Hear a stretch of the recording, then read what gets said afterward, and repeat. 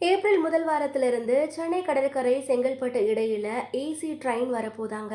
ஆனா அதுல ஒரு ட்விஸ்ட் இருக்கு. என்னன்னு தெரிஞ்சுக்கலாமா? சென்னையில முதல் முறையா மெட்ரோ ரயில்கள் போல முழுவதுமே குழு குழு வசதியோட ஏசி புறநகர் ரயில் இயக்கப்பட இருக்கு. இதுக்காக தானா திறந்து மூடக்கூடிய கதவு வசதியோட 12 பெட்டிகள் கொண்ட ஏசி ரயில் தயாரிக்கப்பட்டிருக்கு. இந்த ரயிலோட சோதனை ஓட்டம் வெற்றிகரமா நடத்தப்பட்டிருக்கு. இப்போ இந்த ரயில் தாம்பரம் ரயில்வே பணிமனையில நிறுத்தி வைக்கப்பட்டிருக்கு. சென்னையில கோடை வெயில் கொளுத்த தொடங்கி இருக்கிறதால இந்த குழு குழு ஏசி ரயில் எப்போ இயக்கப்படும்னு பயணிகள் மத்தியில எதிர்பார்ப்பு அதிகரிச்சிருக்கு. இப்போ அடுத்த மாதம் முதல் வாரத்துல இருந்து இந்த ஏசி ரயில் கடற்கரை தாம்பரம் செங்கல்பட்டு இடையில இயக்கப்பட இருக்கிறதா தகவல் வெளியாகி இருக்கு. இதுக்கான அதிகாரப்பூர்வ அறிவிப்பை விரைவில் தென்னக ரயில்வே அறிவிக்க இருக்காங்க. மற்ற புறநகர் மின்சார ரயில்கள் போல நாள் முழுவதும் இந்த ரயில் இயக்கப்படாது.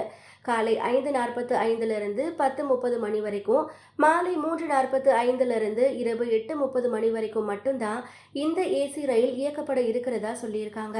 இடையில 5 மணி நேரம் இந்த ரயில்ல கதவு, ஜன்னல் கண்ணாடி உள்ளிட்டவை பராமரிப்பு செய்யப்படும்னு சொல்லியிருக்காங்க.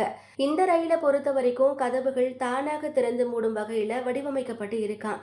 மேலும் ஜிபிஎஸ் அடிப்படையிலான தகவல் தொழில்நுட்ப வசதி, அனைத்து பெட்டிகள்லையும் சிசிடிவி கேமரா வசதிகளும் இருக்கான்.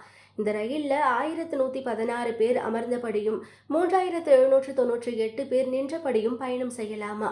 இந்த ரயில் எழும்பூர், மாம்பலம், கிண்டி, பரங்கிமலை, பல்லாவரம், தாம்பரம், பெருங்களத்தூர், சிங்கப்பெருமாள் கோவில் உள்ளிட்ட 12 முக்கிய ரயில் நிலையங்கள்ல மட்டும்தான் நின்று செல்லும்னு ரயில்வே வட்டாரங்கள் தெரிவிக்குது.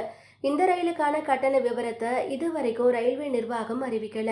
இதுல பயணம் செய்ய 30 50 ரூபாய் வரைக்கும் கட்டணம் நிர்ணயம் செய்யப்படலாம்னு தெரியுது. பயணிகள் மத்தியில இந்த குழு குழு ஏசி ரயிலுக்கு கிடைக்கக்கூடிய வரவேற்பை பொறுத்து கூடுதலா ரயில்கள் இயக்கப்படலாம்னு எதிர்பார்க்கப்படுது. இது மட்டும் இல்லாம சென்ட்ரல் அரக்கோணம் இடையிலையும் ஏசி ரயில் இயங்குவதற்கான வாய்ப்புகள் இருக்கா.